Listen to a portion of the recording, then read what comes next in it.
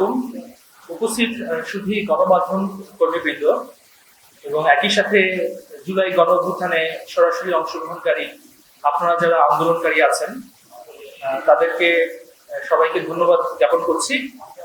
আমরা আন্তর্জাতিক অপরাধ ট্রাইব্যুনালের পক্ষ থেকে আমরা 2 জন প্রসিকিউটর এবং 2 জন তদন্তকারী কর্মকর্তা আজকে চট্টগ্রাম শহরে এসেছি মামলার তদন্ত। আপনারা ইতিমধ্যে জেনে থাকবেন আমাদের সম্মানিত চিফ প্রসিকিউটর মহোদয় বলেছেন 2025 সাল হবে বিচারের বছর। তো ইনশাল্লাহ আমাদের লক্ষ্য হচ্ছে যে এই 2025 সালের মধ্যে যাতে আমরা জুলাই গণ অভ্যুত্থানের সময় পরিচালিত যে মানবতা বিরোধী অপরাধ সংঘটিত হয়েছে আমাদের শিক্ষার্থীদের এবং সাধারণ জনতার বিরুদ্ধে, সেটির ন্যায় বিচার নিশ্চিত করে এটি রায়ের দিকে ধাবিত হওয়া। সেখানে আন্দোলনে যারা আহত হয়েছেন অথবা যারা আন্দোলনকারী তাদের সাথে থেকে আলাপ আলোচনা করে সাক্ষ্য প্রমাণ গ্রহণ করছি। যারা নিহত হয়েছেন সেই ভিকটিমদের ফ্যামিলি মেম্বারদের সাথে আমরা আলোচনা করে তাদের মাধ্যমে অভিযোগ দায়ের এবং সাক্ষ্য প্রমাণাদি কিভাবে সংগ্রহ করেছে সেই বিষয়ে আমরা আমাদের প্রচেষ্টা চালাচ্ছি। আমাদের এই ট্রাইব্যুনাল যে আইনের আলোকে গঠিত হয়েছে সেই আইনের আলোকের মাধ্যমে আমাদেরকে শুরুতেই একটু করে বলে রাখি যে আজকে আমরা সারাদিনে আসলে কি করবো। আমাদের মূল দায়িত্বটা হচ্ছে তাদের, কিন্তু আমরা প্রসিকিউটররা তদন্তকারী কর্মকর্তা হিসেবেও তাদেরকে সম্পূর্ণ সকল প্রকার সহযোগিতা আমরা করে যাচ্ছি। তো এখানে আমাদের একটা মেসেজ আপনাদের প্রতি, আপনারা এখানে যেহেতু গণমাধ্যম কর্মীরা আছেন আপনারা জানেন যে আমাদের আদালতে আন্তর্জাতিক অপরাধ ট্রাইব্যুনালে মানবতা বিরোধী অপরাধ প্রমাণ করতে হলে আমাদের সাক্ষ্য প্রমাণাদি লাগবে। ফিজিক্যাল এভিডেন্স যেমন লাগবে, ডিজিটাল এভিডেন্সও সেরকম লাগবে।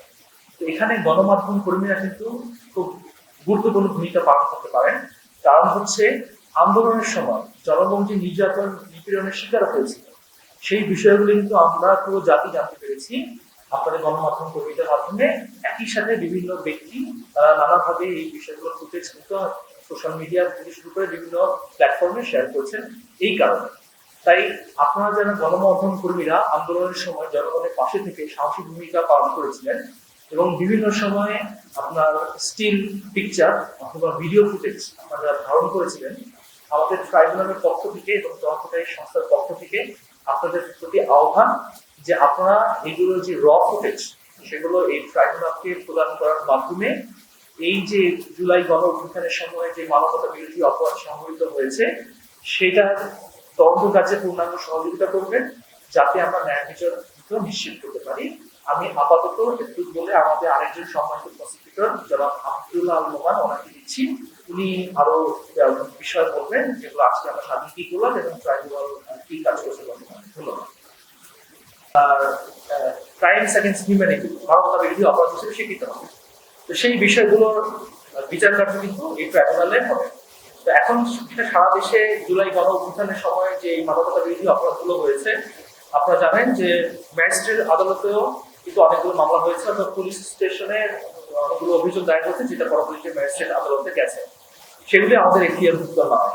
আমরা হচ্ছি যে এই যে হত্যা, গুরুতর জখম, নৃশংস নির্যাতন, নিপীড়ন, গুম, এই ধরনের বিষয়গুলো নিয়ে আমরা কিছু নির্দিষ্ট সুনির্দিষ্ট ঘটনা সারা দেশব্যাপী নিয়ে আমরা প্রমাণ করার চেষ্টা করবো যে সুপ্রিম কমান্ড রেসপন্সিবিলিটি ছিল, মানে এখানে কারো থেকে একটা সুপ্রিম কমান্ড এসেছে এবং বাকিরা সিস্টেমেটিকলি এবং ওয়াইড স্প্রেড ভাবে এটা পালন করেছে। তো সেই ক্ষেত্রে হয়তো কিছু কিছু ঘটনা যেটা চিটক থেকে, রাজশাহী থেকে, রংপুর থেকে, সিলেট থেকে আমরা পরবর্তীতে যদি এটা আমরা ট্রাইব্যুনালে ইতিমধ্যে দায়ের না হয়ে থাকে ভবিষ্যতে হয়তো আমরা নিয়ে আসবো। আমাদের ট্রাইব্যুনালে যে অভিযোগ আকারে পরবর্তীতে মামলা হিসেবে যেগুলো দায়ের হয়েছে অথবা ভবিষ্যতে যদি ম্যাজিস্ট্রেট কোর্ট থেকে কোনো মামলা নিয়ে আসা হয় সেই বিষয়গুলো অন্তত আমরা এতটুকু বলতে পারি যে এখন পর্যন্ত আল্লাহর রহমতে এই বিষয়গুলোর সুচারুরূপে তদন্ত কাজ পরিচালনা হচ্ছে এবং ইতিমধ্যে আমাদের সম্মানিত চিফ প্রসিকিউটর মহোদয় বলে দিয়েছেন যে এই বছরের মধ্যে ইনশাআল্লাহ আমরা হয়তো এই রায়ের দিকে আমরা হয়তো এগিয়ে যেতে পারবো। এবং ট্রাইব্যুনালে হয়তো বলতে পারি আমাদের যে অভিযোগগুলো দায়ের হয়েছে এবং মামলা যেগুলো প্রক্রিয়া চলমান আছে সেগুলোর ক্ষেত্রে এই ধরনের আপনার কোন ধরনের বাণিজ্য বলেন অথবা কোনো ধরনের আপনার বাধা প্রতিবন্ধকতা নেই।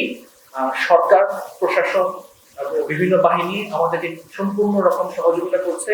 আজকে এখানে চট্টগ্রাম মেট্রোপলিটন পুলিশ তারা কিন্তু আমাদেরকে সর্বোচ্চ সহযোগিতা করেছেন। এবং একটা জিনিস জনগণের কাছে জানাতে চাই যে আমাদের ট্রাইব্যুনালে আসলে একজন ব্যক্তি অভিযোগকারী, কিন্তু তার পক্ষ হয়ে মামলাটা কিন্তু লড়বেন রাষ্ট্রের পক্ষে হচ্ছে এই ট্রাইব্যুনালের চিফ প্রসিকিউটর অফিস সেই মামলাটা লড়বেন। এখানে টাকা পয়সার কোনো বিষয় নেই, এটা সম্পূর্ণ বিনা খরচে রাষ্ট্রের এটা দায় যে এখানে একটি ক্রাইম এগেইনস্ট হিউম্যানিটি হয়েছে সেটা দায়িত্বটা নিশ্চিত করার জন্য। তো আপনি যেটা বলছেন যে মামলা বাণিজ্য এরকম কিছু কিছু অভিযোগ পাওয়া যাচ্ছে সারা দেশব্যাপী, সেটা আসলে আমাদের এখতিয়ার নয়। এই বিষয়ে ইতিমধ্যে আমাদের প্রসিকিউটর মহোদয় আব্দুল্লাহ বলেছেন, সেটা স্বরাষ্ট্র মন্ত্রণালয় আমাদের অন্তর্বর্তী যে সরকার আছেন এটা তারা এই বিষয়ে আপনাদেরকে।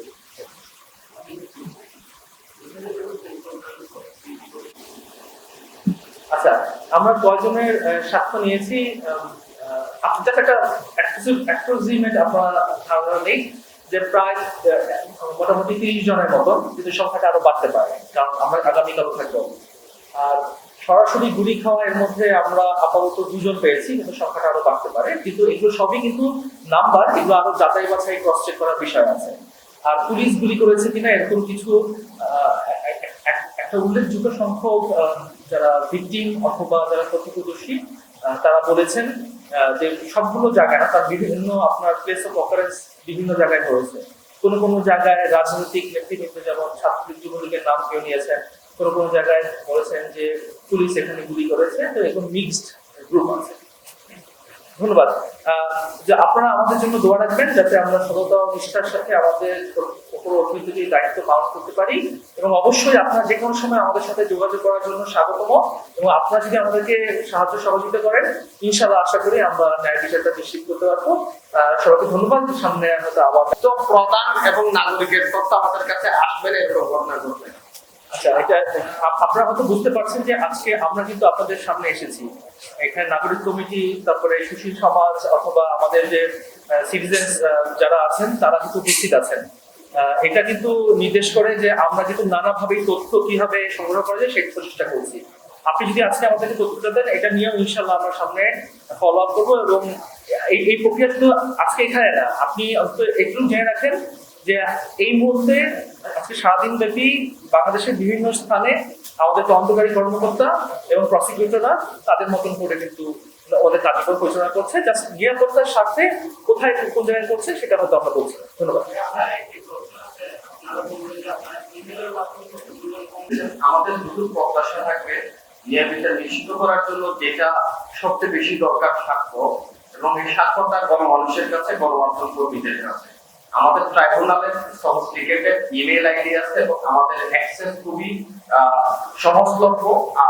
বাংলাদেশের সাধারণত যে ধরনের ট্রেডিশনাল বিচার ব্যবস্থা আছে, যেখানে কোন একটা অভিযোগ দিতে গেলে, কোনো একটা ডকুমেন্ট সাক্ষ্য হিসাবে জমা দিতে গেলে যে ধরনের ফর্মালিটি গুলো আপনাদের মেনটেন করতে হয়, এই ধরনের পুরো জটিল প্রসিডিউর আমরা আন্তর্জাতিক অপরাধ ট্রাইব্যুনালের চিফ প্রসিকিউটর কার্যালয়ে রাখি। আমরা এখানে ন্যায় বিচারকে জনগণের দোরগোড়ায় পৌঁছে দেওয়ার জন্য সকল ধরনের সহজলভ্য এবং সফিস্টিকেটেড রিসোর্স গুলো আমরা ইন্ট্রোডিউস করেছি। আমাদের শুধু দুটো আহ্বান আপনাদের কাছে থাকবে। এখানে আমরা যারা ছাত্র জনতা ছিল, মহান জুলাই বিপ্লবের যারা সমর যোদ্ধা ছিলেন, ওনারা আমাদেরকে সারাদিন যথেষ্ট সহযোগিতা করেছেন। এই ন্যায় বিচার নিশ্চিত করার জন্য যে ধরনের সাক্ষ্য দরকার, যে ধরনের বক্তব্য স্টেটমেন্ট দরকার ছিল আইন রিকোয়ার্ড করে, সেই ধরনের বক্তব্য আমরা ওনাদের কাছ থেকে পেয়েছি। আমরা আরো তথ্য সংগ্রহ করবো। জাতীয় নাগরিক কমিটি আমাদের সহযোগিতা করছে। আমাদের একটা বড় সহযোগিতা দরকার গণমাধ্যম কর্মীদের কাছ থেকে, গণমাধ্যমের বন্ধুদের কাছ থেকে।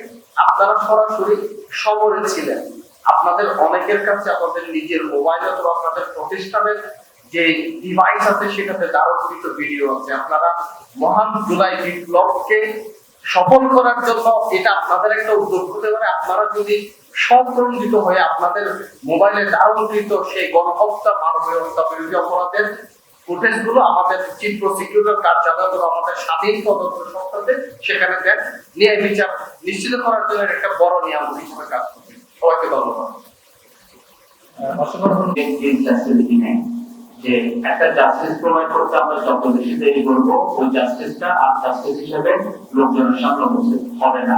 আপনারা যারা চট্টগ্রামের সংবাদকর্মী আছেন আপনারা জানেন আওয়ামী লীগ শুধু আওয়ামী লীগ হিসেবে না, দলীয় ভাবে তার যতগুলো পেট্রোল বাহিনী আছে এদেরকে সাথে নিয়ে আজকে আমরা যে জায়গায় আছি ওই জায়গার লোকজন সহ আইন শৃঙ্খলা রক্ষাকারী বাহিনীকে একমাত্র দলীয়ভাবে ব্যবহার করার মতো দিয়া চট্টগ্রামে সর্বোচ্চ সন্ত্রাস চালাইছিল। আপনারা 15 জুলাই থেকে 18 জুলাই প্রায় প্রত্যেক জুলাই তারা তাদের হত্যাকাণ্ডগুলো চালাইছিল, তারা মাছ মারানের কর্মকাণ্ডগুলো চালাইছিল। এখন চট্টগ্রাম মানুষ যখন অনেক বেশি লোকজন জড়ো করে গাঁও জড়ো করে স্ট্রিটে ফাইনাল দেয় তখনই একমাত্র তারা ঢাকার মতো কেন্দ্রীয় এখানে করতে পারে নাই। তো এই ব্যাপারগুলো যদি আমরা চেক না করি, এই ব্যাপারগুলো যদি বিচার আমরা নিশ্চিত না করি তাহলে এটা কোনো গ্যারান্টি নেই যে ভবিষ্যতে আরেকজন আওয়ামী লীগ করবে না, এটা কোনো গ্যারান্টি নেই যে ভবিষ্যতে আমরা আওয়ামী লীগ পাবো না।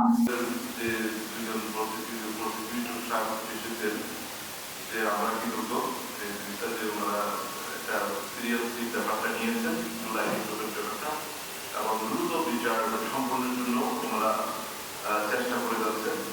তো আমরা ছিলাম সারাদিন যে যতটুকু পারা যায় আমাদের এই জিনিসগুলোতে সহযোগিতা করা, যেহেতু সার্বজনীন ব্যাপার এবং আমাদের যে ন্যায্যতা যে বিচার বা ন্যায্যতা যে প্রতিষ্ঠা করা হবে এটা একটা অংশ।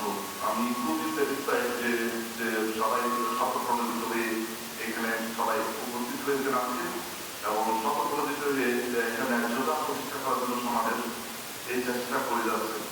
তো আমাদের জাতীয় নাগরিক কমিটি আমাদের দুবাই রাজীব ভাই আছেন, তারপরে আমার উপর শিক্ষিত ভাইয়া সাইমন রাজা সালুদার ভাই আছেন, শিক্ষিত আব্দুল্লাহ রহমান ভাইয়া আসছেন, তাদের সাথে রয়েছে আমাদের জয়ী ভাই আছেন এডিজি পুলিশ, উনিও অত্যন্ত পরিশ্রম করেছেন, সবার কৃতজ্ঞতা প্রকাশ করছি। আমরা আসলে আপনাকে সবাই ঐক্যবদ্ধভাবে চেষ্টা করবো যে সব ক্ষেত্রে আমাদের যেন সুস্বাস্থ্য প্রতিষ্ঠা হয় এটার জন্য আমরা সর্বোচ্চ চেষ্টা করবো। তো সবাইকে অসংখ্য ধন্যবাদ।